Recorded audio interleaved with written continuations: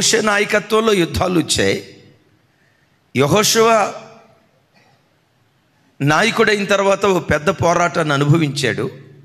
అయితే ఈ పోరాటాలన్నిటికంటే అతి పెద్ద పోరాటం యెరికోను స్వాధీనపరుచుకోవటం.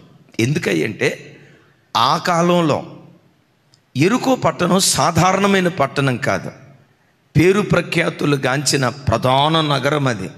ఇప్పుడు భారతదేశం అని అంటంతో హైదరాబాదును గూర్చి హైదరాబాదు మహానగరం అని అంటాం చూసారా, కలకత్తా మహానగరం అని అంటాం చూసారా. నేటి కాలాలలో ఒక హైదరాబాద్ పట్టణం ఎంతో, ఓ బెంగళూరు పట్టణం ఎంతో, ఓ కలకత్తా పట్టణం ఎంతో, ఆ కాలములో యెరికో పట్టణం అంత. ఇంకో మాటలో చెప్పాలంటే యెరికో పట్టణం చుట్టూతో ఉన్నటువంటి దుర్భేద్యమైన కోటగోడలు మేబీ ఆ రోజుల్లో